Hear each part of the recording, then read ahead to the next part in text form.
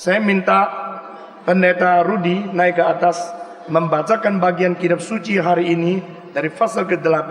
Kita membaca dari ayat 7 sampai bagian yang terakhir. Pasal 8 ayat ke-7 sampai dengan ayat yang ke-13. Sebab sekiranya perjanjian yang pertama itu tidak bercacat, tidak akan dicari lagi tempat untuk yang kedua. Sebab ia menegur mereka ketika ia berkata, sesungguhnya akan datang waktunya, demikianlah firman Tuhan, aku akan mengadakan perjanjian baru dengan kaum Israel dan dengan kaum Yehuda, bukan seperti perjanjian yang telah kau adakan dengan nenek moyang mereka.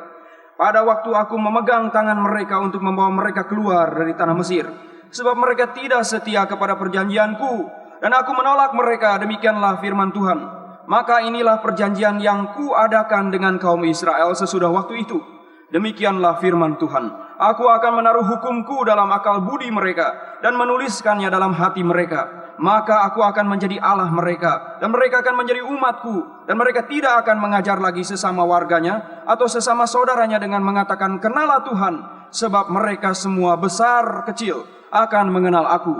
Sebab aku akan menaruh belas kasihan terhadap kesalahan mereka dan tidak lagi mengingat dosa-dosa mereka.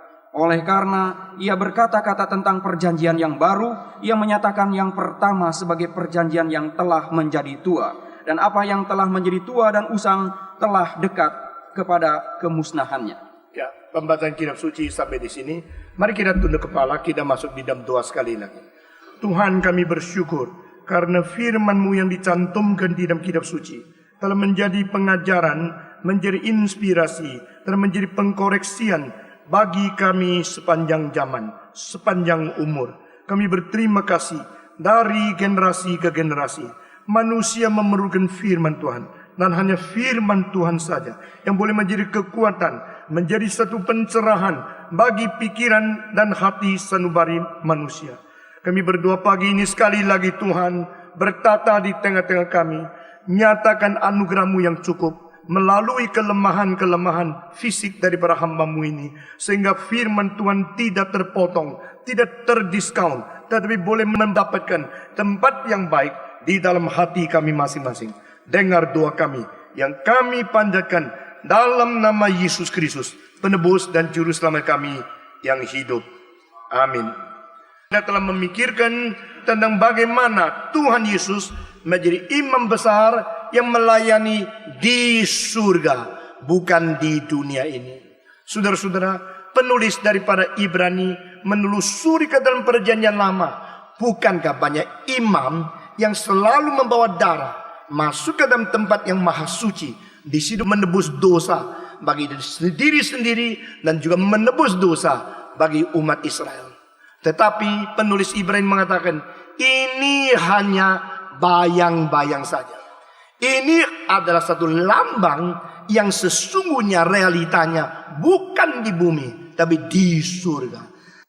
Dan oleh penulis dari Ibrani, bukankah Musa diberikan sesuatu peringatan oleh Tuhan? Jangan lupa segala ukuran yang ditetapkan dan dinyatakan kepadamu di atas gunung itu. Di atas gunung yang penuh dengan dignitas atau kewibawaan dari Tuhan Allah. Api dan asap menyala di situ. Dan itu dua bunyi sangkakala terdengar sampai jauh. Sehingga barang siapa yang dekat kepada gunung itu, baik manusia maupun binatang, harus mati.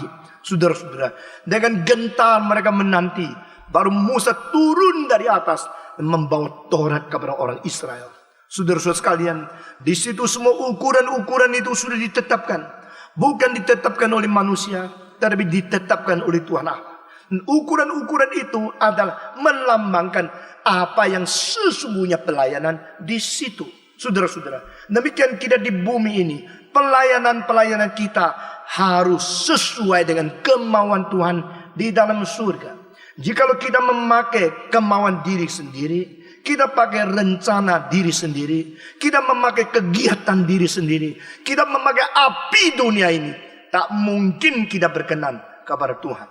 Saudara mungkin masih ingat kedua anak daripada Harun dilantik menjadi imam, dan hari itu juga mereka melanggar peraturan, Mereka bukan pakai api suci, tapi mereka memakai api di dunia. Api yang biasa untuk menyalakan api untuk bersembah kepada Tuhan.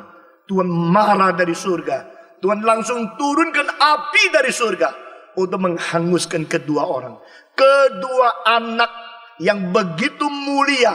Kedua anak daripada Harun. Kedua anak imam besar. Mati seketika itu juga. Apa sebab? Karena Allah tidak boleh dipermainkan. Saudara-saudara sekalian, Allah tidak memandang bulu. Dia tidak peduli engkau Musa, engkau Harun, engkau keluarga yang bagaimana mulianya. Jika engkau melanggar peraturan, melanggar akan prinsip surgawi, engkau akan dihukum. Saudara-saudara, apakah beda daripada api dunia dan api dari Tuhan? Saudara perhatikan dari Alkitab. Sejak 3.500 tahun yang lalu disebut di situ, kalau engkau membuat minyak untuk melayani Tuhan, pasang lampu di bait Allah, tidak boleh pakai minyak lain kecuali minyak zaitun. Saudara-saudara, nah ini merupakan sesuatu pertuturan, satu perintah dari Tuhan. Lalu sampai pada tahun 60-an abad 20, manusia baru sadar minyak zaitun ada minyak yang paling bersih. Minyak zaitun paling sedikit keluarkan asap. Minyak zaitun adalah minyak yang paling suci. Dan Tuhan sudah pilih sejak Taurat diberikan. Jadi Allah itu tidak pernah salah. Sebelum manusia mengetahui pengetahuan ilmu seperti abad ke-20. 3.500 tahun yang lalu. Tuhan berkata kepada Musa, pakai minyak zaitun. Tidak boleh pakai minyak babi. Tidak boleh pakai minyak tanah. Tidak boleh pakai minyak kacang. Itu semua minyak boleh menyalakan lampu. Semua bisa mengeluarkan api. Tetapi hanya minyak zaitun yang diperbolehkan. Saudara-saudara, karena itu minyak akan memasang lampu. Lampu itu akan nyalakan satu cahaya yang suci di dalam bait Allah. Maka bait Allah tidak boleh dipermainkan. Semua peraturan ditetapkan oleh Tuhan sendiri. Jangan kita pikir saya lebih pintar, saya lebih hebat, saya roba-roba. Saudara-saudara, barang siapa bukan bersandarkan Roh Kudus, tapi sandarkan pinternya sendiri, sandarkan otak sendiri, pelayanannya akan dibuang oleh Tuhan. Saudara-saudara, Musa, jangan lupa engkau kerjakan kemah perhimpunan. Semua ukuran harus sesuai apa yang sudah diberitahu kepadamu pada waktu engkau mendapatkan petunjukan di atas gunung Horeb. Nah saudara-saudara, tetapi kita mau tanya, kalau demikian, apakah perjanjian lama itu tidak berguna? Apakah perjanjian lama itu akan lewat? Jawaban daripada Fatsal 8 ayat terakhir, betul. Bukan saja akan lewat, akan menjadi tidak berguna. Nah kalau demikian kita mau tanya, mengapakah yang dari Tuhan pun bisa menjadi tidak berguna? Yang diberikan sendiri oleh Tuhan, mengapakah menjadi layu, menjadi tidak berguna? Nah ini menjadi suatu perdebatan antara orang Kristen di dalam perjanjian baru dan orang-orang Yahudi di dalam perjanjian lama.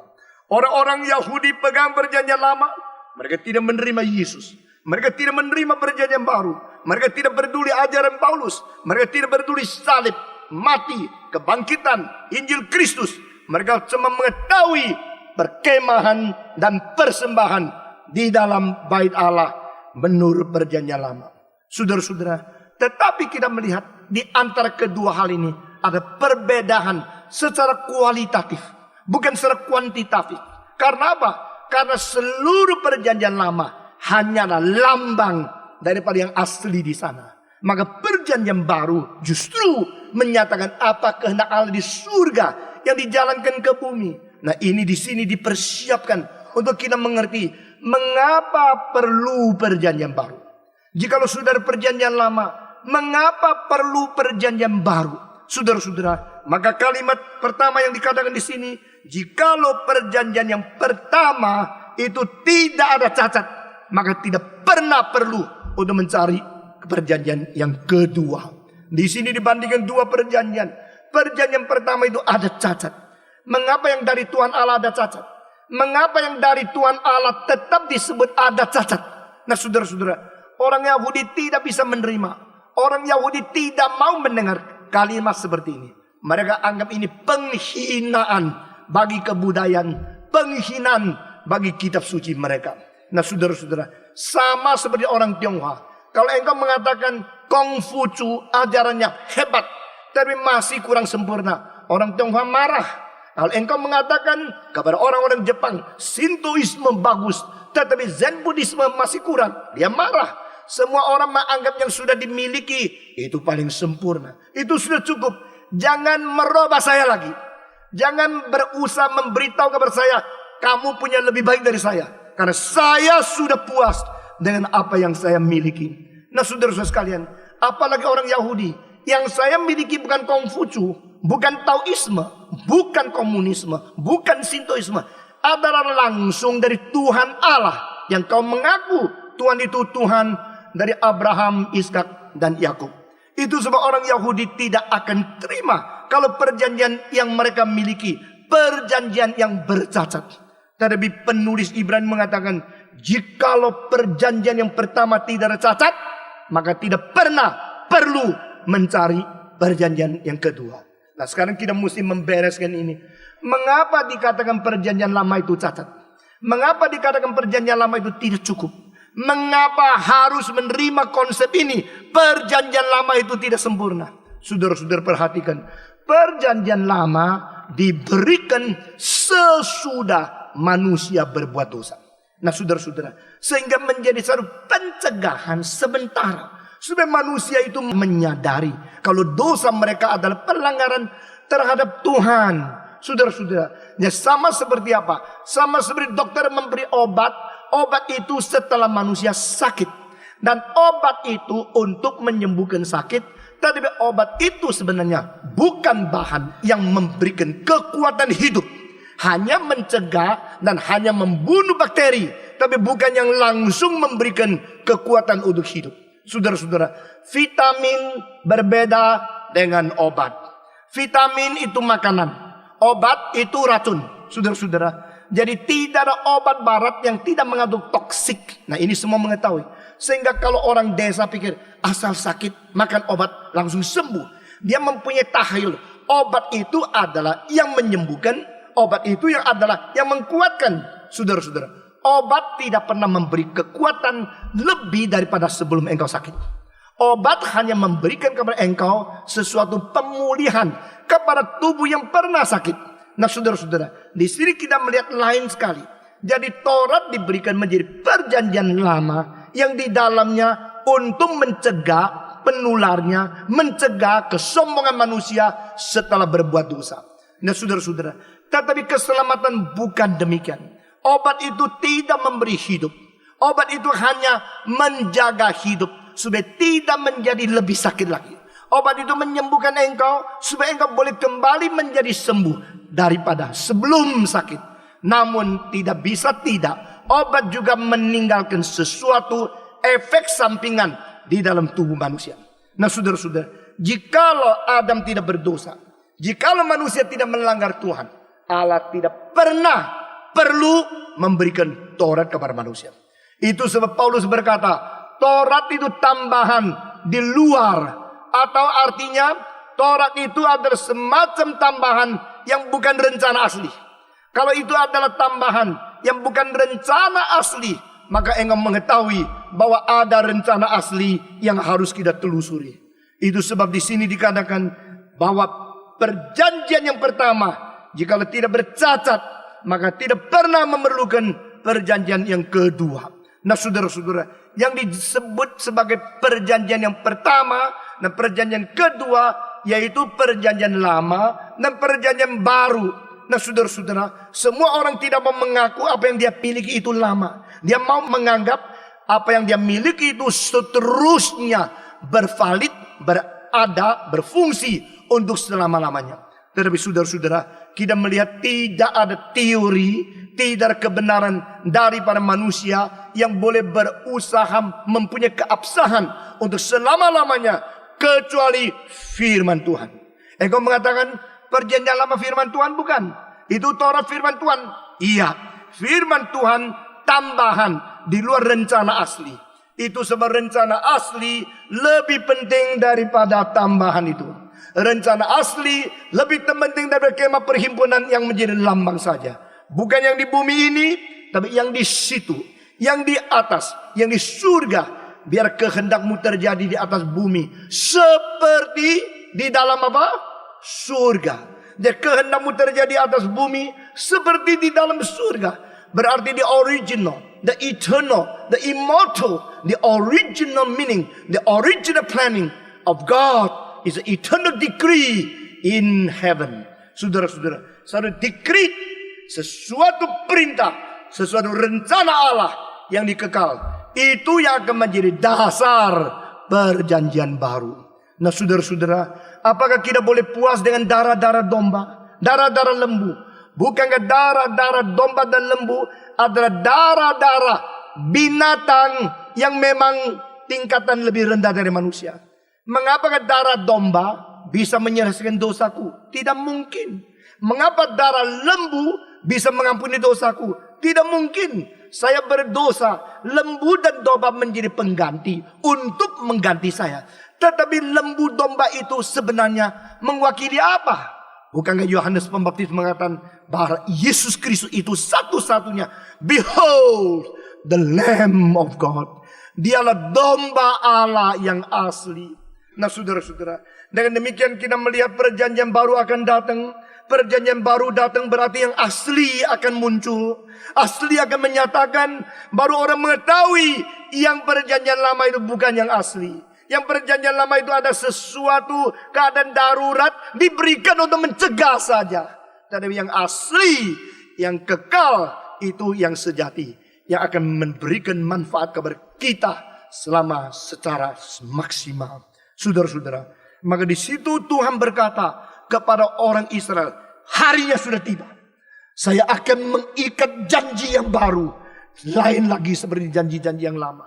Janji yang lama jadi apa? Seperti pada waktu nenek moyangmu keluar dari Mesir. Aku dengan tanganku mengangkat. Aku menarik mereka keluar. Tapi percuma. Nah saudara-saudara, dengan sendirinya yang disebut perjanjian lama, yaitu perjanjian sesudah Israel keluar dari tanah Mesir. Nah saudara-saudara, ini pun menjadi lambang. Apa sebab?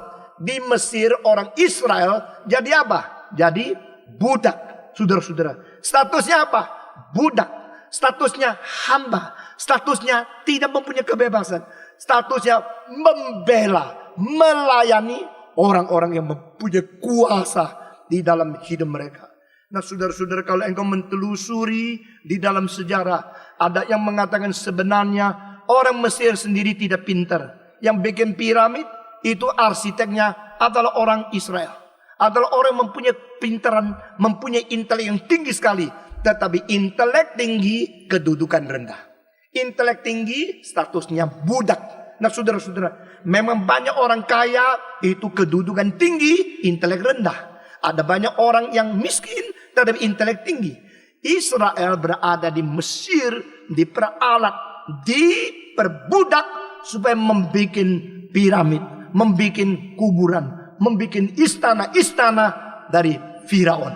Nah saudara-saudara, mereka berada di satu keadaan kompleks karena mereka mempunyai intelek, mempunyai iman, mempunyai telusuran kepada sumber hubungan mereka dengan Tuhan Allah yang sangat tinggi. Tapi mereka mempunyai status yang sangat rendah, menjadi budak. Maka Tuhan berkata, aku mendengar seruanmu, aku mendengar keluh kesahmu. Maka aku akan turun, karena aku ingat janjiku dengan nenek moyangmu Abraham. Aku akan melepaskan engkau. Tuhan melepaskan orang Israel keluar dari tanah Mesir, tanah perbudakan, supaya mereka diberikan kebebasan. Apakah berarti Firaun itu adalah majikan umat manusia? Tidak. Ini pun lambang, saudara-saudara. Sebagaimana perjanjian lama itu lambang. Sebagaimana bait Allah dan kemah perhimpunan itu lambang. Sebagaimana pelayanan imam itu adalah lambang yang menggantikannya asli di surga. Demikian pelepasan Israel keluar dari tanah Mesir itu pun lambang. Lalu lambangnya apa? Itu lambang Tuhan akan melepaskan manusia dari kuasa dosa, saudara-saudara. Kuasa dosa. Jadi perjanjian lama diberikan kepada orang Israel yang dikeluarkan dari Mesir supaya tidak lagi menjadi budak Firaun. Sekali lagi dengar baik-baik. Perjanjian lama diberikan kepada orang Israel yang keluar dari tanah Mesir supaya tidak lagi menjadi budak Firaun. Perjanjian baru adalah mengeluarkan umat manusia dari dosa supaya tidak lagi menjadi budak iblis. Saudara mengerti? Dari sini lambang Israel keluar dari Mesir. Orang Kristen keluar dari apa? Dosa semua. Israel keluar dari Mesir. Orang Kristen keluar dari dosa. Israel tidak lagi menjadi budak Firaun. Orang Kristen tidak lagi menjadi budak setan. Nah saudara, ini perjanjian baru. Jadi yang disebut perjanjian lama, perjanjian baru, itu perjanjian lama hanya lambang saja. Jadi orang Israel jangan bangga. Jangan bangga sekarang kami sudah pernah keluar dari Firaun, kami sudah keluar dari Mesir, kami tidak lagi menjadi budak dia. Saudara-saudara, tapi Tuhan berkata, bukan demikian. Ada satu hari saya akan memegang tanganmu. Saya akan janji dengan engkau dengan perjanjian yang baru. Nah saudara-saudara, tahu tidak? Di antara semua nabi hanya satu yang mencatat tentang akan ada perjanjian baru. Siapakah dia? Yeremia. Saudara-saudara, di antara semua nabi ada satu nabi yang nangis terus karena dia terlalu sedih. Dia susah, dia sedih, dia menyesal. Dia terus melihat orang Israel tidak takut kepada Tuhan. Orang Israel terus berhidup di dalam dosa. Orang Israel membanggakan diri karena mempunyai bait Allah yang besar. Dan Yeremia berkata, jangan kata di dalam hatimu, inilah bait Allah, inilah bait Allah, inilah bait Allah. Tuhan berkata, pada satu hari bait Allah dari Sulaiman yang begitu megah ini akan dijatuhkan, akan dirobohkan, akan dibakar habis. Wah, mereka marah sekali. Mereka marah karena apa? Pendeta yang ngomongnya begitu keras. Mengapa ada nabi yang begitu mengatakan kata-kata kutukan, bukan memberkati. Oh, berkatlah engkau, engkau cepat kaya, engkau akan diberkati oleh Tuhan, engkau akan lancar. Tidak. Saudara-saudara, pendeta itu memang dua macam. Semacamnya mulutnya manis, saudara-saudara. Yang semacam mulutnya pahit, saudara-saudara. Ada hamba-hamba Tuhan yang kalau ngomongin enak-enak, terus merestui, memberkati, tapi setelah engkau masuk penjara dia kabur. Ada semacam pendeta yang mengatakan kepada engkau, jangan begini, hati-hati, engkau akan dihukum oleh Tuhan. Tapi waktu engkau dihukum, dia datang menghibur, memberikan kekuatan, mendoakan engkau. Janganlah kita membiasakan diri hanya mau mendengar kalimat-kalimat yang enak. Jangan kita membiasakan diri telinga pilih pendeta-pendeta yang cocok dengan saya.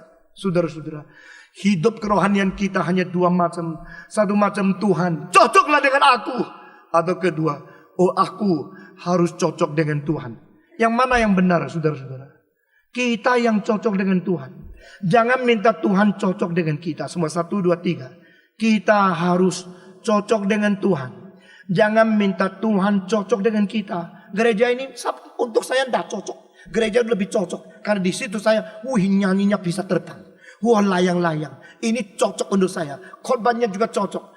Saudara mau apa? Saudara menjadi manusia besok akan mati. Saudara harus hidup cocok dengan Tuhan. Jangan pilih agama, pilih gereja, pilih pendeta, pilih khotbah yang cocok. Tuhan cocok dengan kamu. Itu kurang ajar. Itu tidak benar. Maka mereka bilang, Yeremia, kamu adalah nabi yang tidak cocok dengan saya. Mulutmu banyak kutukan, banyak teguran, banyak kekerasan. Kami tidak senang engkau. Maka Yeremia yang sudah tua diikat, dimasukkan dalam sumur, berpuluh-puluh hari ditaruh di situ. Cuma kasih makanan sedikit. Saya tidak tahu ada insek apa, ada ular, ada binatang apa yang berada di sumur yang kering itu. Yeremia yang sudah tua disiksa seperti ini. Karena apa?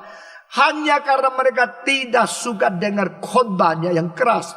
Jangan kira di dalam hatimu bahwa kami mempunyai bait Allah, bait Allah. Kalau kita anak Tuhan, tak mungkin kalah. Karena Tuhan paling kuasa. Kalau kita anak Tuhan, ada bait Allah. Tak mungkin Allah membiarkan baitnya dibakar. Tak mungkin Allah membiarkan gereja dibakar. Saudara-saudara, kadang-kadang Tuhan memperbolehkan gereja yang besar dibakar. Kadang-kadang Tuhan memperbolehkan orang Kristen dianiaya. Kadang-kadang Tuhan memperbolehkan gereja dan orang-orang yang beriman kepada Dia mengalami ujian yang besar-besar. Apa sebab? Justru di situ membuktikan imanmu tidak didirikan di atas kekayaan, tidak didirikan di atas kelancaran, tidak didirikan di atas kesuksesan dunia. Karena dunia ini kosong. Dunia ini kesuksesan kekayaannya sementara saja. Dan imanmu berharap kepada Tuhan. Saudara-saudara, kalimat-kalimat dari Yeremia itu didengar tidak? Tidak didengar. Tetapi Tuhan tidak peduli dan tidak tergantung engkau dengar tidak dengar.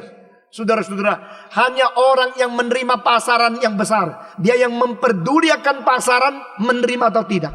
Itu adalah cara dagang dunia. The word of God has the value in itself, doesn't depend on your reception. Saudara-saudara, firman Tuhan mempunyai nilai pada diri sendiri, tidak tergantung yang kau terima atau tidak terima. Yang terima akan mendapat pengampunan. Yang tidak terima, bukan karena engkau tidak terima Tuhan menjadi sepi, engkau akan dihukum di dalam neraka. Saudara-saudara sekalian, setiap hamba Tuhan harus mempunyai keyakinan yang jelas, mempunyai confidence. The word of God is in itself, there contains the true value. Saudara-saudara, di dalam filsafat aksiologi itu dibagi dua macam. Satu macam disebut existence theory, satu macam disebut interest theory. Yang disebut interest theory, sesuatu barang ini bernilai atau tidak tergantung orang senang atau tidak, bisa jual atau tidak, laku atau tidak. Kalau laku dia bernilai, kalau tidak laku dia tidak bernilai. Itu namanya interest theory. Depend on your interest, depend on demand, depend on your understanding. Jadi barang itu sendiri tidak ada nilainya.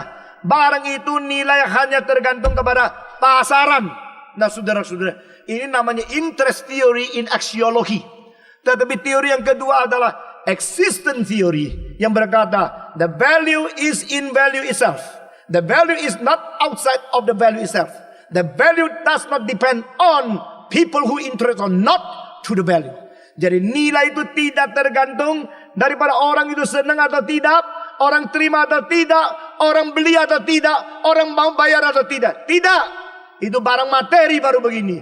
Saudara-saudara, Tuhan tidak pernah depend, bergantung kepada engkau senang atau tidak. Tuhan tidak pernah minta kesenangan manusia.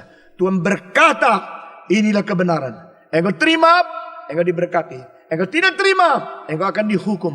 Karena di dalam ketuhanan itu sebenarnya hanya berada pada diri Tuhan sendiri. Itu nilai. Jadi di dalam ketuhanan, di dalam iman orang Kristen, di wahyu kebenaran Tuhan, kita tidak boleh ikut interest theory. Kita mengikuti existence theory.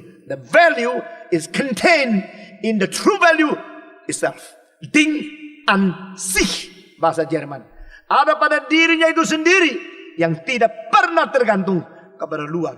Saudara-saudara, Yeremia boleh dibunuh, Yeremia boleh disiksa, Yeremia boleh dirongrong, Yeremia boleh dibuang ke dalam sumur. Tetapi Tuhan akan membuktikan apa yang dikatakan oleh Yeremia itu pasti terjadi. Saudara-saudara, puji Tuhan. Akhirnya Yeremia satu-satunya nabi yang berkata, "Hei Israel, dengar, karena dosamu engkau akan ditawan, engkau akan dibuang 70 tahun." Oh, saya betul-betul kagum. Yeremia begitu dekat sama Tuhan, sehingga wahyu Tuhan kepada dia begitu jelas, begitu mendetail, sampai dia tahu tepat 70 tahun orang Israel akan dibawa ke Babilonia. Saudara-saudara, tidak lama kemudian Yeremia mati. Dan orang Israel didatangi oleh Nebukadnezar. Setelah Nebukadnezar datang, mereka lihat ini negara, ini kota Yerusalem, mempunyai bait Allah yang hebat. Maka langsung mereka bakar kota Yerusalem. Baru Israel sadar, kalau begini Yeremia betul dong. Yang dikatakan benar. Nabi-nabi palsu yang mengatakan selamat, selamat. Karena kalau dikasih gaji, kasih amplop semua kok banyak enak-enak. Tapi ini satu nabi, ini lain. Ini nabi menyampaikan firman Tuhan yang tusuk telinga, yang bikin kita kesal.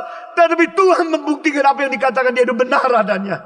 Oh, waktu mereka melihat bait Allah dibakar, baru sadar, oh Tuhan, engkau toh tidak tergantung baitnya. Engkau membiarkan dibakar kayak begini. Tuhan, kau kenapa tinggal diam? Kenapa tidak bantu? Kenapa tidak menolong? Kenapa tidak mencegah supaya musuh keluar dari Yerusalem? Tuhan berkata, I told you. Saudara-saudara, I told you already. Kalau Tuhan sudah katakan kalimat itu, berarti jangan debat lagi. Saya sudah pernah memperingati. Saudara-saudara, maka anak muda yang pintar adalah anak yang selalu perhatikan apa yang dikatakan orang tua yang mempunyai pengalaman. Kalau engkau tidak perhatikan, satu hari engkau rugi. Orang tua mengatakan, I told you already. Dulu saya sudah kasih tahu.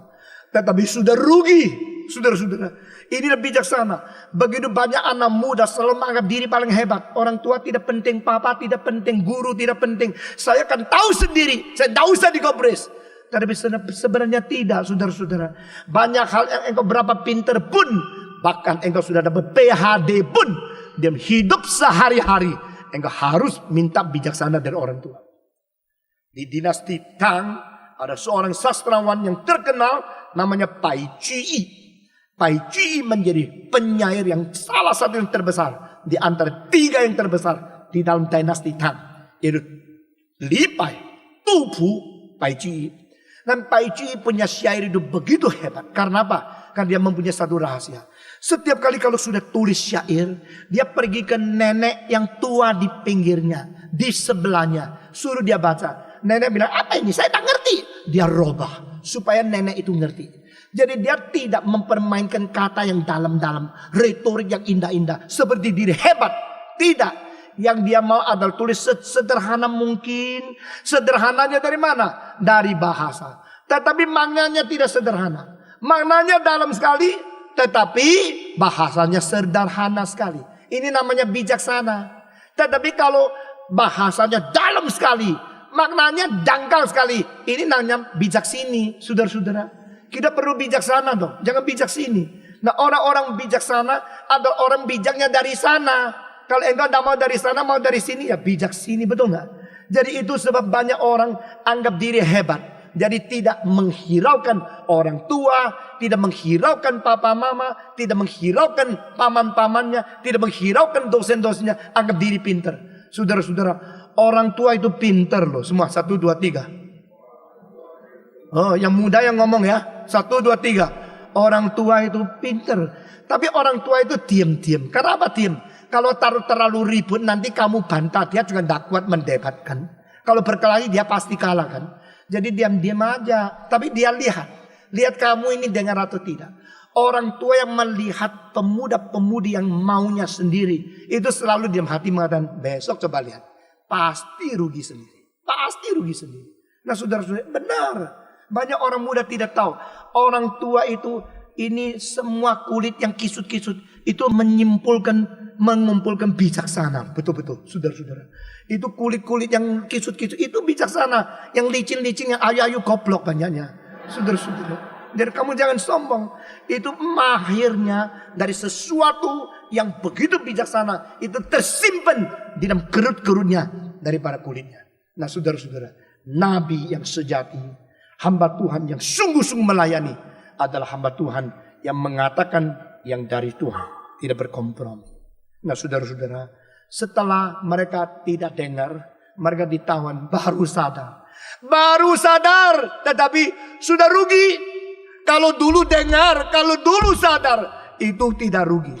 Saudara-saudara, bedanya sadar dulu sama sadar belakangan, bedanya apa? Bukan sadar dulu, itu sadarnya dulu. Sadar belakangan, sadarnya belakangan. Bukan beda waktu. Beda kerugian yang tidak bisa kembali lagi. Itu bedanya. Tahu nggak? Saudara-saudara. Kalau sudah jatuh, sudah rugi. Engkau hanya bisa nyesel. Nyesel itu apa? Nyesel itu paling mahal. Semua 1, 2, 3. Nyesel itu paling mahal. Saudara pernah nyesel nggak? Pernah nggak? Nyesel. Kalau engkau tidak tahu apa yang saya khotbahkan besok, pasti nyesel. Saudara-saudara. Nah, waktu nyesel itu harganya sudah terlalu banyak dibayar. Tetapi we cannot trace back time. Waktu tidak bisa kembali lagi. Yerusalem dibakar. Orang-orang Israel ditawan. Dan betul-betul 70 tahun kemudian. Tuhan memakai seorang raja. Daripada orang kafir. Menghantar Israel pulang. Mereka itu betul 70 tahun. Wah, baru mereka sadar. Yeremia ini betul-betul luar biasa hamba Tuhan. Tetapi Yeremia sudah mati. Semua pendeta hamba Tuhan yang baik waktu hidup dimaki-maki, dicela, diejek, dikritik. Setelah mati diingat, saudara-saudara. Semua hamba Tuhan yang disenangi, aduh semua senang. Nah sudah mati dilupakan semua. Nah saudara-saudara, inilah ajaran dari kitab. Nah Yeremia lah nabi yang mengatakan perjanjian baru. Lalu kita melihat perjanjian baru, perjanjian lama menjadi buku Kristen. Kitab Kristen terjadi. Tetapi perjanjian baru itu aslinya dari mana? Justru dari Yeremia. Maka kita kembali melihat Yeremia pasal 31. Mari kita membaca bersama-sama. Yeremia pasal ke-31. Kita akan melihat istilah perjanjian baru munculnya di dalam seluruh kitab suci. Aslinya dari Yeremia. Pasal 31. Kita membaca 31 sampai dengan 34. Semua membaca bersama-sama. Yeremia 31 sampai 34. Sesungguhnya akan datang waktunya. Demikian firman Tuhan. Aku akan mengadakan perjanjian baru dengan kaum Israel dan kaum Yehuda. Bukan seperti perjanjian yang telah kuadakan dengan nenek moyang mereka pada waktu aku memegang tangan mereka untuk membawa mereka keluar dari tanah Mesir. Perjanjianku itu telah mereka ingkari, meskipun aku menjadi Tuhan yang berkuasa atas mereka. Demikianlah firman Tuhan. Tetapi beginilah perjanjian yang kuadakan dengan kaum Israel sesudah waktu itu. Demikian firman Tuhan. Aku akan menaruh Tauratku dalam batin mereka dan menuliskannya dalam hati mereka. Maka aku akan menjadi Allah mereka dan mereka akan menjadi umatku. 34. Dan tidak usah lagi orang mengajar sesamanya atau mengajar saudaranya dengan mengatakan kenallah Tuhan. Sebab mereka semua besar kecil akan mengenal aku. Demikianlah firman Tuhan. Sebab aku akan mengampuni kesalahan mereka dan tidak lagi mengingat dosa mereka. Nah kita kembali kepada Ibrani pasal yang ke-8. Kita membaca dari ayat ke-8. Ibrani pasal ke-8. Kita mulai daripada ayat ke-8. Saudara-saudara, Ibrani pasal ke-8. Kita membaca ayat ke-8 dan seterusnya. Ini ada kutipan. Sesungguhnya akan datang waktunya. Demikianlah firman Tuhan. Aku akan mengadakan perjanjian baru dan kaum Israel dan dengan kaum Yehuda.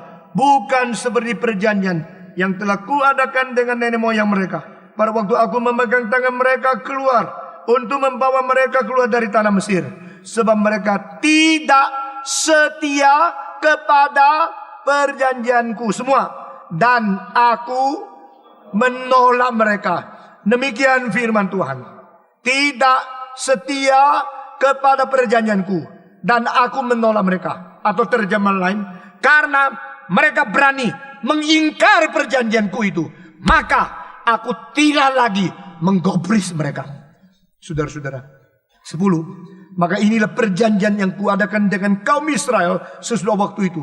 Demikian firman Tuhan. Aku akan menaruh hukumku dalam akal budi mereka. Dan menuliskan dalam hati mereka. Maka aku akan menjadi Allah mereka. Dan mereka menjadi umatku. Dan mereka tidak akan mengajar lagi sesama warganya. Atau sesama saudaranya. Dengan mengatakan kenallah Allah. Sebab mereka semua kecil besar akan mengenal aku. Sebab aku akan menaruh belas kasihan terhadap kesalahan mereka. Dan tidak lagi mengingat dosa mereka. Nah ini ada langsung kutipan dari perjanjian lama. Dari Nabi Yeremia. Nah sudah perhatikan. Di sini kutipan diambil daripada Septuaginta. Itu sebab ada sedikit istilah-istilah yang berbeda satu dengan yang lain. Tapi makna aslinya adalah sama. Sudah perhatikan apa yang disebut di sini perjanjian baru. Ini mempunyai beberapa ciri khas yang penting. Saudara-saudara, mengapakah perlu perjanjian baru? Karena perjanjian lama diingkari oleh manusia. Itu perjanjian yang tambahan. Namun karena manusia mengingkari, Allah tidak lagi menggubris mereka. Nah saudara-saudara, Tuhan Allah harus menghadapi manusia yang nakal. Saudara-saudara, di dalam perdagangan, kalau engkau sudah janji sama orang, orang itu lupa janji, ingkari janji. Engkau marah tidak? Pasti tidak enak bukan? Engkau marah sekali sama orang yang ingkar janji, lupa janji, berubah janji. Karena itu tidak ada kepercayaan, tidak ada kredibilitas yang bisa dipegang oleh engkau. Engkau jengkel sekali kepada dia. Nah saudara-saudara, Tuhan tidak pernah ingkar janji yang diberikan kepada manusia. Tetapi di dalam Ayub dikatakan, Adam mengingkari janji kepadaku. Di dalam Yeremia dikatakan, Israel mengingkari janji kepadaku. Banyak orang waktu sakit, waktu susah, janji sama Tuhan. Sesudah sembuh, lupa sama sekali. Itu sebab di dalam buku Al-Khatib dikatakan, Tuhan di surga, kamu di bumi, jangan bicara banyak-banyak. Tuhan di surga, kamu di bumi, jangan bersuara keras. Datanglah kepada dia dengan kaki yang sangat lembut, suaramu datang menghampiri dia. Dan dikatakan, jikalau engkau sudah janji sama Tuhan, jangan sekali-kali engkau lupakan janjimu. Ini perintah Tuhan. Saudara-saudara, Allah adalah Allah yang tidak membelakangi diri. Allah adalah Allah yang tidak mengingkari janji diri sendiri. Tapi manusia adalah manusia yang selalu mengingkari janji.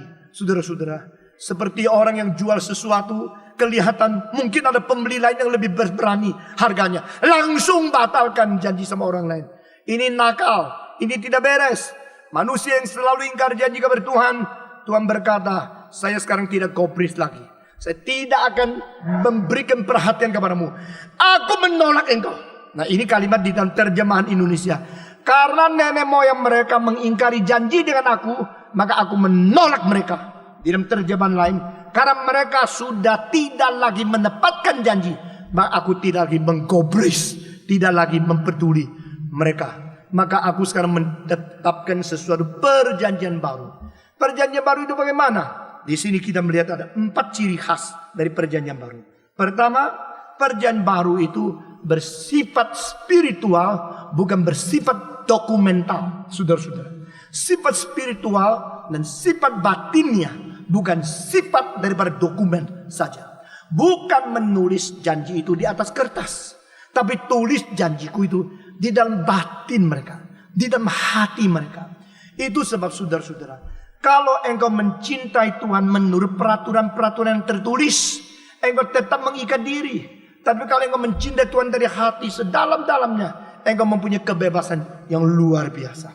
Saudara-saudara, mengapakah hukum di dunia perlu? Karena kalau tidak ada tulis, tidak ada satu dokumen. Kalau tidak tertulis, tidak ada buktinya. Maka hukum-hukum negara harus ada 1, 2, 3, 4, 5 ditulis. Melanggar hukum keberapa. Sudah ditulis cukup? Tidak cukup. Karena apa? Tulisan bagaimana lengkapnya tetap ada selangnya. Tulisan bagaimana banyaknya tetap ada lowongannya. Itu sebab ahli hukum adalah ahli-ahli yang bisa menemukan selang-selang di tengah hukum untuk berbuat dosa, tidak usah dihukum. Itu namanya ahli hukum. Betul nggak? Jadi hukum kalau tertulis itu banyak selangnya, banyak lubangnya. Daripada apa yang dikerjakan, ada kok kalimat-kalimat dari hukum yang secara samar-samar mengizinkan. Karena apa? Hukum itu tertulis atas selangnya. Tuhan bilang tidak bisa. Saya tidak mau main ini. Karena di dalam perkataan manusia mempermainkan perkataan-perkataan, manusia mempermainkan dokumen-dokumen. Saya akan menaruh Tauratku, menaruh perintahku, menaruh hukumku di dalam hati mereka. Saudara-saudara, adakah engkau waktu nikah sama istrimu bikin catatan janji? Kalau saya sakit jam 12 malam, engkau mesti melayani. Ada nggak? Kemarin 3:30 nyonya saya masih melayani saya. Itu tidak ada pekerjaan yang begitu berat itu yang mau dikerjakan oleh orang yang dapat gaji. Saudara-saudara, kalau saya tidak janji sama dia kok waktu nikah, besok ya, kalau sudah umur 61 mencret 3:30 yuk bangun ya. Janji, ayo peraturan 1, 2, tidak ada itu. Kalau tidak ada berarti apa? Berarti tidak diikat. Oh kalau tidak ada janji, saya tidak mengerjakan. Karena dulu tidak ada janji. Kalau begitu dulu mesti janjinya berapa puluh lembar baru boleh beli nikah. Saudara-saudara, iya kan? Itu janji akan menjadi ratusan lembar, ribuan lembar, ratusan butir baru bisa nikah. Tapi justru di dalam cinta kasih yang sejati tidak lagi ikatan tulisan. Itu langsung dari batin. Ini ciri khas pertama. Jadi jangan bilang, oh dalam perjanjian baru tidak perpuluhan, maka puji Tuhan saya bebas. Justru bukan perpuluhan, lebih dari perpuluhan pun engkau rela. Itu baru artinya engkau cinta Tuhan. Ngerti? Jadi saudara, jangan main-main dengan tulisan. Jangan main-main dengan ikatan-ikatan daripada literatur. Karena Tuhan berkata, hari ini sudah sampai. Saya ikat janji dengan perjanjian baru yang bukan secara tertulis, tapi secara batinnya. Saudara-saudara, sebagaimana engkau mencintai anakmu, engkau mencintai istrimu, engkau mencintai suamimu, meskipun tidak ada janji tulisan, korban apapun engkau rela berikan. Bagaimana engkau lelah, engkau tidak ngomel. Karena apa? Karena engkau rela, engkau sungguh-sungguh, engkau cinta. Cinta itu sejati. Lalu dilihat, kalau saya bisa melayani dia, capek itu apa sih? Capek itu tidak ada arti apa-apa. Kalau saya bisa melayani sampai dia sembuh, sampai dia kuat, itu capek tidak apa-apa lah. Pokoknya bisa melayani. Nah itu namanya perjanjian baru. Jadi perjanjian baru tidak tergantung tulisan. Perjanjian baru tergantung kerelaan di dalam batin, kerelaan di dalam spiritual. Ini adalah ciri khas pertama. Perjanjian baru adalah perjanjian di dalam batinnya, di dalam spiritual, di dalam kerelaan, di dalam cinta kasih. Bukan karena diperintah baru jalankan. Saudara-saudara, kalau menurut perintah banyak lelucon. Seorang anak kecil disuruh oleh mamanya, anak-anak, ini ya ada satu mangkok kuah yang banyak vitaminnya, yang mau dikirim kepada seberang situ. Nenekmu di situ loh rumahnya. Lalu mamanya sediakan kuah itu, suruh anaknya bawa ke seberang, karena mamanya mama di seberang situ. Lalu dia katakan, tetapi hati-hati ya kalau lewat jalan ya seberangnya. Mesti tunggu mobil lewat baru engkau seberang. Jangan mobil datang engkau seberang. Tunggu mobil lewat baru seberang supaya aman. Dengar? Dengar. Tahu? Tahu. Setengah jam kembali, anak itu kembali. Ma, saya tidak bisa bawa makanan ini kepada nenek. Kenapa? Saya sudah tunggu setengah jam, tidak ada mobil yang lewat. Tidak ada mobil yang lewat katanya. Kalau mobil lewat baru boleh menyeberang. Saya tunggu-tunggu tidak ada mobil yang lewat. Jadi saya tidak bisa nyeberang. Itu namanya diikat mati-matian oleh literatur. Ngerti? Nah saudara-saudara, Tuhan bukan begini. Engkau tahu sendiri, ngerti sendiri. Jangan begitu bodoh dong. Jangan mau diikat oleh kalimat-kalimat itu. Nah saudara-saudara, perjanjian baru sama perjanjian lama bedanya. Perjanjian lama ikatan daripada harafiah. Perjanjian baru kerjakan segala sesuatu dari batinnya. Amin. Tidak usah tunggu mobil lewat. Kalau memang ada mobil jalan saja. Saudara-saudara. Kedua, apakah ciri khas dari perjanjian baru? Ciri khas dari perjanjian baru adalah relasi Tuhan dengan kita, menjadi Bapa kita, menjadi Tuhan kita, kita menjadi umatnya sendiri. Nah saudara-saudara, bukankah Israel umat Tuhan juga? Itu umat Tuhan secara fisik, secara daging. Jadi Tuhan berkata, hei Abraham, engkau bersunat, dan anak-anakmu bersunat, cucumu bersunat, semua harus bersunat. Di dalam daging ini ada tanda aku berjanji kepada engkau. Nah saudara-saudara, itulah satu umat secara jasmania, secara fisik adalah umat Tuhan. Tapi orang Kristen di perjanjian baru bukan secara fisik. Kita perlu disunat lagi atau tidak? Tidak. Kalau saudara baca di dalam pasal 15 kisah para rasul, maka orang berdebat, datang kepada Paulus. Hei, ini orang kafir, sekarang sudah Kristen, ayo disunat. Paulus bilang, kenapa? Nah, kami orang Israel disunat, masa orang kafir tidak disunat? Kalau tidak disunat, tidak bisa diselamatkan. Wah, Paulus marah. Kenapa Paulus marah? Karena Paulus mengetahui bahwa kalau perlu disunat baru diselamatkan, berarti darah Yesus tidak cukup kuasa. Jadi di situ efek sampingan yang akan mentiadakan kesempurnaan, kemutlakan dari Injil Tuhan Yesus. Paulus tidak bisa terima, maka dia debat, dia lawan mati-matian. Akibatnya mereka tidak bisa menyelesaikan. Paulus dan orang-orang ini pergi ke Yerusalem mencari kesimpulan daripada yang lebih senior, yaitu Petrus. Petrus tidak akan memberikan konklusi. Dia panggil semua rasul-rasul, membuat konsultasi teologi yang pertama di dalam sejarah perjanjian baru. Di dalam itu mereka ambil keputusan orang kafir tidak usah disunat. Jadi saudara-saudara, orang Israel umat Tuhan, ya. Umat apa? Umat jasmania, umat fisik dengan tanda sunat. Orang perjanjian baru disunat? Tidak. Kita umat Tuhan, umat apa? Melalui peranakan pula oleh Roh Kudus.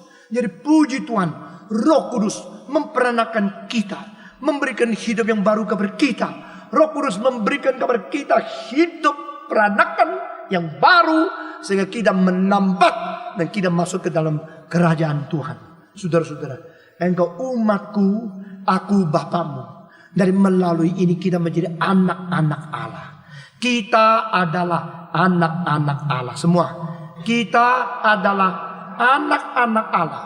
Orang Israel menjadi umat Allah melalui perjanjian lama di dalam ikatan-ikatan perjanjian yang sementara. Kita menjadi anak-anak Allah melalui Roh Kudus memperanakan kita. Roh Kudus memberikan hidup yang baru dan kita menjadi anak-anak Tuhan secara rohania. Kita tidak usah sunat, kita tidak pakai upacara sederhana di dalam fisik, tapi kita memakai sesuatu pengalaman diperanakan pula. To be born again, born from above, and we are spiritually the children of God. Barang siapa yang percaya kepada Dia, diberikan hak menjadi anak-anak Allah. Ini kedua. Yang ketiga, ciri khas ketiga daripada perjanjian baru, yaitu mereka akan mengerti kebenaran. Ini adalah perjanjian pengenalan kebenaran. Saudara-saudara, ini penting sekali. Karena kebenaran itu akan dimengerti dengan secara rohania, bukan secara jasmania, bukan harafiah, tapi secara sesuatu pengertian kesadaran di dalam batin yang dalam sekali. Nah saudara-saudara, anak-anak yang pinter, dia selalu lihat mata papanya. Papanya tidak usah ngomong apa, matanya lihat begini miring sedikit, dia sudah tahu kira-kira artinya apa. Nah mengerti saudara-saudara, pengertian itu pengertian otomatis, pengertian spiritual, pengertian instinktif, pengertian yang bukan mesti gini. Wah itu cilaka. Kalau semua mesti dikatakan dengan kalimat-kalimat baru mengerti, maka itu pengertian harafiah, itu bahaya sekali. Saudara-saudara sekalian.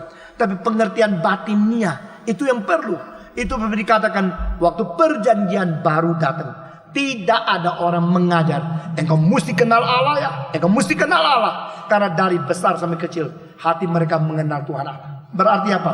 Roh Kudus akan memimpin gereja masuk ke dalam segala kebenaran.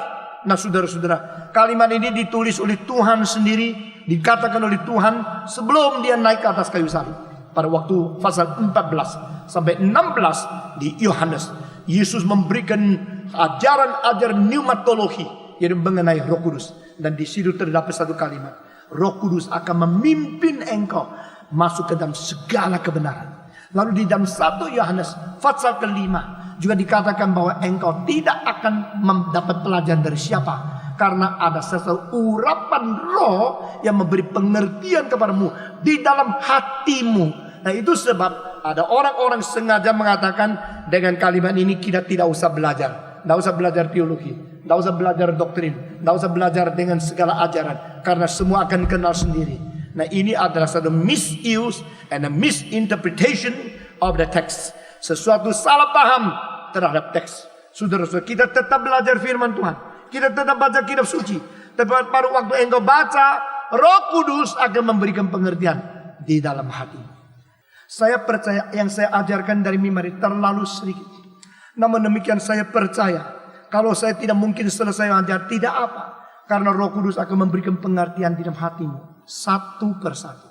Dan saya percaya saudara mempunyai sesuatu pengertian, pengalaman.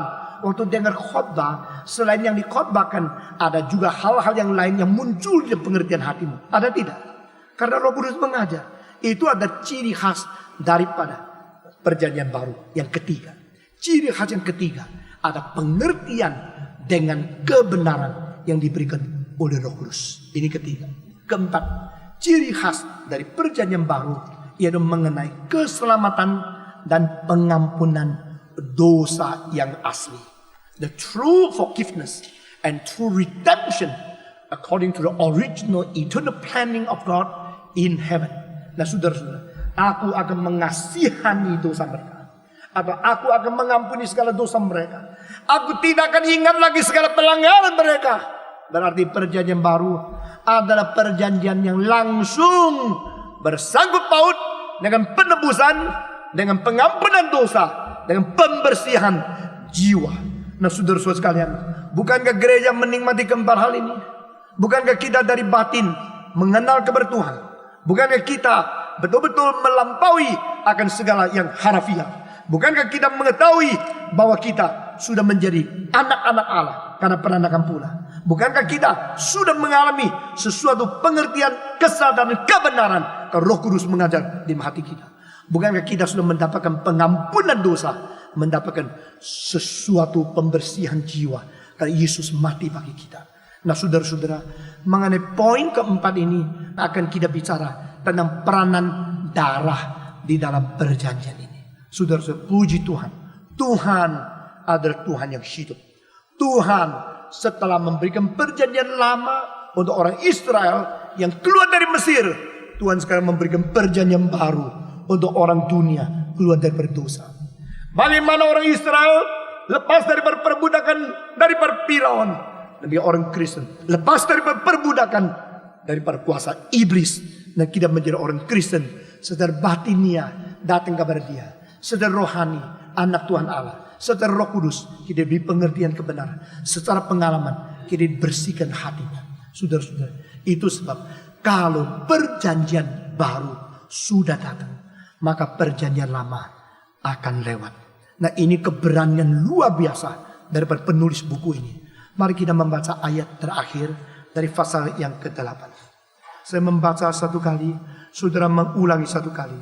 Oleh karena ia berkata-kata tentang perjanjian yang baru, ia menyatakan yang pertama sebagai perjanjian yang telah menjadi tua, dan apa yang telah menjadi tua dan usang telah dekat kepada kemusnahannya semua. 1, 2, 3. Oleh karena ia berkata-kata tentang perjanjian yang baru, ia menyatakan yang pertama sebagai perjanjian yang telah menjadi tua, dan apa yang telah menjadi tua dan usang telah dekat kepada kemusnahannya.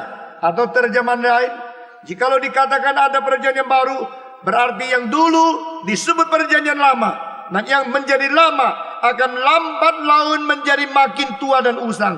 Akhirnya tidak lama kemudian menjadi sama sekali tidak berguna adanya. Puji Tuhan, kiranya Tuhan memberikan kepada kita sesuatu perasaan syukur dan sungguh-sungguh pegang teguh akan perjanjian baru yang sudah kita nikmati. Mari kita berdoa bersama-sama. Bapa di dalam surga, kami berterima kasih karena Tuhan tidak meninggalkan kami. Tuhan tidak membuang kami di dalam kesulitan, kelemahan fisik hamba-Mu. Tuhan masih memberikan kekuatan cukup, memberikan fisik yang cukup untuk mengutarakan berita pagi ini, sehingga kita semua boleh mengerti bagian Alkitab tentang perlunya perjanjian baru dan ciri khas perjanjian baru. Kami berterima kasih ya Tuhan, kiranya apa yang sudah Tuhan ajarkan kepada kami boleh senantiasa kami simpan baik-baik di dalam hati kami, dengan pengertian yang diberikan kesadaran oleh Roh-Mu yang kudus, sehingga batin kami makin mencintai Tuhan, makin berjalan taat di dalam pimpinan Tuhan. Dengar doa kami Tuhan, dalam nama Yesus Kristus, penebus dan juru selamat kami yang hidup, kami sudah berdoa. Amin.